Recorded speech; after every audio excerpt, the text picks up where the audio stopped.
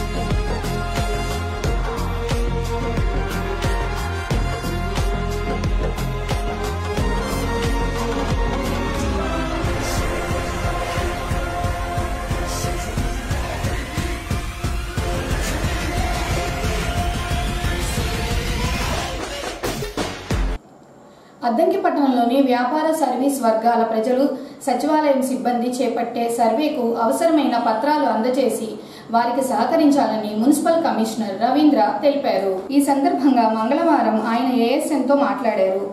రాష్ట్ర ప్రభుత్వ ఆదేశాల మేరకు మైక్రో, స్మాల్, మీడియం వ్యాపారం నిర్వహించే సంస్థలు సర్వే నిర్వహిస్తున్నందున సహకరించాలని కోరారు. వ్యాపార సర్వీస్ సంస్థ అభివృద్ధి నిమిత్తం ప్రభుత్వం సర్వే చేపట్టిందన్నారు.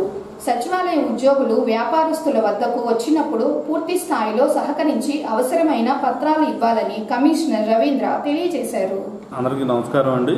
ఈ మనం అద్దంకి పురపాలక పరిధిలో ఎంఎస్ఎంఈ సర్వే అనేది జరుగుతూ ఉంది. ఎంఎస్ఎంఈ సర్వేలో ఏదైతే వ్యాపారస్తులు ఉన్నారో వాళ్ళందరూ కూడా రిజిస్టర్ కావాల్సి ఉంటుంది.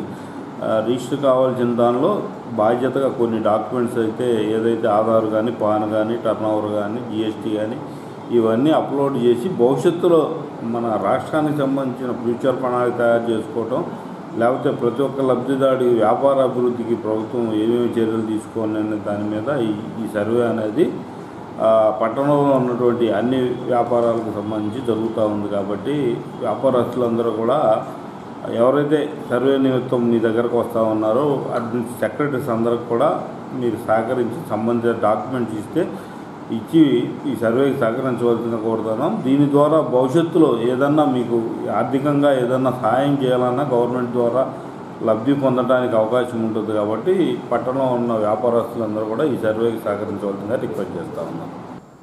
భూమి ఆరోగ్యాన్ని కాపాడుకోవాల్సిన బాధ్యత అందరిపై ఉందని అద్దంకి మండల వ్యవసాయ శాఖ అధికారి వెంకటకృష్ణ అన్నారు. ప్రపంచ భూమి ఆరోగ్య దినోత్సవం సందర్భంగా గురువారం అద్దంకి మండల వ్యవసాయ అధికారి కార్యాలయం ఆవరణలో కార్యక్రమాన్ని ఏర్పాటు చేయగా ఏవో వెంకటకృష్ణ మాట్లాడుతూ రసాయనిక ఎరువులు, పురుగు మందులు ఎక్కువగా వాడడం వల్ల భూమి ఆరోగ్యం దెబ్బతింటాయని, కావున వాటిని వాడడం తగ్గించాలన్నారు. భూమిలో సేంద్రియ కార్బనం తగ్గిపోతున్నందువల్ల దిగుబడులు తగ్గిపోతున్నాయని తెలిపారు. పొలాల్లో ప్లాస్టిక్ కవర్లు ఎక్కువగా ఉంటున్నాయని, ఇవి భూమిలో కలవడం కొన్ని సంవత్సరాలు పడుతుందని, ఇవి లేకుండా చూసుకోవాలన్నారు. అనంతరం రైతులకు భూసార పరీక్షా ఫలితాల పత్రాలను అందజేసి భూమిలో ఉన్న లోపాలు తెలియజేశారు. Soil is an invaluable natural resource. Good soil health leads to good human health. good human health. Deterioration in soil health over past decades is a matter of serious concern.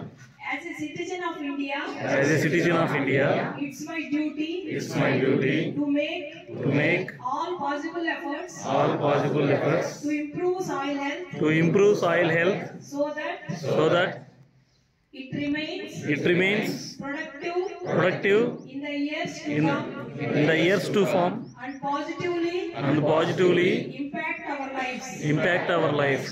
I pledge that I will improve the awareness about soil health among my near and dear and among farmers. I will oppose the indiscriminate exploitation of soil and will ask others to oppose the same. I will encourage at least 10 farmers in my village or nearby villages to get Their soils tested periodically and adopt soil health management as per the recommendations of soil health card. Thank you.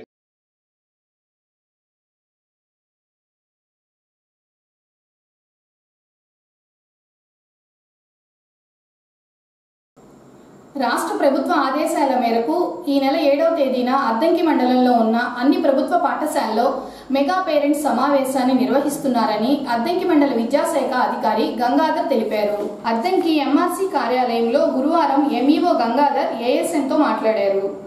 Addanki మండలంలోని అన్ని ప్రభుత్వ పాఠశాలల్లో ప్రధానోపాధ్యాయుల అధ్యక్షతన parents committee సమావేశం ఉదయం 9 గంటల నుంచి మధ్యాహ్నం 1 గంట వరకు జరుగుతుందని, ఈ సమావేశంలో విద్యార్థి ప్రోగ్రెస్, వారి ఆరోగ్యంకు సంబంధించి రిపోర్టు తల్లిదండ్రులకు తెలియజేస్తారని ఎంఈఓ చెప్పారు. సమావేశానికి ఎంఆర్ఓ, ఎంపీడీఓ, కమిషనర్, స్థానిక ప్రజాప్రతినిధులు హాజరవుతారని, కావున 7వ తేదీన అద్దంకిలో జరిగే మెగా పేరెంట్స్ సమావేశానికి విద్యార్థుల తల్లిదండ్రులు, పూర్వ విద్యార్థులు, ప్రజాప్రతినిధులు తప్పనిసరిగా హాజరు కావాలన్నారు. 7వ తేదీన జరుగు మెగా పేరెంట్స్ సమావేశానికి మన అద్దంకి మండలంలో అన్ని పాఠశాలల్లో ప్రధానోపాధ్యాయులు అందరం కలిసి మరి దీనికి ముందుగా అన్ని సన్నద్ధత ఏర్పాట్లు చేసుకోవడం జరిగింది. ముఖ్యంగా విద్యార్థుల నుంచి వాళ్ళ తల్లిదండ్రులకి ఆహ్వానాలు పంపడం జరిగింది. అలానే విద్యార్థుల ప్రోగ్రెస్కి సంబంధించి హోలిస్టిక్ ప్రోగ్రెస్ కార్డులు అన్నీ పూర్తి చేసి మరి వాళ్ళ హెల్త్కి సంబంధించిన విషయాలు అన్నిటికీ సంబంధించి ఆ కార్డులు పూర్తి చేసి రేపు విద్యార్థుల తల్లిదండ్రులతో చర్చించడానికి సిద్ధపరచడం జరిగింది. అలాగనే ఈ సమావేశానికి ముఖ్యంగా పూర్వ విద్యార్థులను కూడా ఆహ్వానించడం జరుగుతుంది. దాతలు మరియు ఎస్ఎంసీ సభ్యులు అందరినీ ఆహ్వానించడం జరుగుతుంది. అలాగనే తల్లిదండ్రులకి రంగోలీ పోటీలు, టగ్ ఆఫ్ వార్ వంటి చిన్న చిన్న ఆటల పోటీలు కూడా నిర్వహించడం జరుగుతుంది. ముఖ్యంగా దీంట్లో స్పెషల్ ఆఫీసర్ గారు, మండల స్పెషల్ ఆఫీసర్ గారు, మరి ఎంపీడీఓ గారు, మరి తహసీల్దార్ గారు, మరి ఇతర అధికారులు కూడా పాల్గొంటారు. అలాగనే ముఖ్యంగా స్థానిక ప్రజాప్రతినిధులు అందరూ అలాగనే విద్యార్థుల యొక్క తల్లిదండ్రులు బడివైపు ఆ రోజు తప్పనిసరిగా అడుగు వేయాలని, ఇది పాఠశాల పట్ల తమ సహకారాన్ని అందించాలని, ఈ పండుగ మెగా పేటీఎంని ఎంతో విజయవంతం చేయాలని అందరి తల్లిదండ్రులను కోరుచున్నాము. కాబట్టి అందరూ స్థానిక ప్రజాప్రతినిధులు, విద్యార్థుల తల్లిదండ్రులు అందరూ సహకరించవలసిందిగా అద్దంకి మండల విద్యాశాఖ తరఫున కోరుచున్నాం. ఈ కార్యక్రమంలో డొక్కా సీతమ్మ మధ్యాహ్న భోజన పథకం కూడా అందరూ అంటే అన్ని పాఠశాలలో జరుగుతుంది. మరి దాన్ని అందరూ విద్యార్థుల యొక్క తల్లిదండ్రులు అందరూ సహపంక్తి భోజనాలు మరి ఎస్ఎంసీ ప్రతినిధులు కానివ్వండి, స్థానిక ప్రజాప్రతినిధులు, అధికారులు అందరూ కలిసి ఈ డొక్కా సీతమ్మ మధ్యాహ్న భోజన పథకం కూడా తప్పనిసరిగా పాఠశాలలో ఏర్పాటు చేయడం జరిగింది. సంతమాగులూరు మండలం అభివృద్ధి విషయంలో అన్ని శాఖల అధికారులు, ప్రజాప్రతినిధులు సమన్వయంతో కలిసి పనిచేయాలని, గ్రామాల్లో సమస్యలు ఉంటే అధికారుల దృష్టికి తీసుకురావాలని సంతమాగులూరు ఎంపీడీఓ అన్నారు. సంతమాగులూరు మండలం పరిషత్ కార్యాలయంలో గురువారం సాధారణ సమావేశాన్ని ఏర్పాటు చేయగా వివిధ శాఖల అధికారులు, ప్రజాప్రతినిధులు హాజరయ్యారు. ముందుగా అధికారులు వారి శాఖ తరపున చేస్తున్న పనుల గురించి వివరించారు.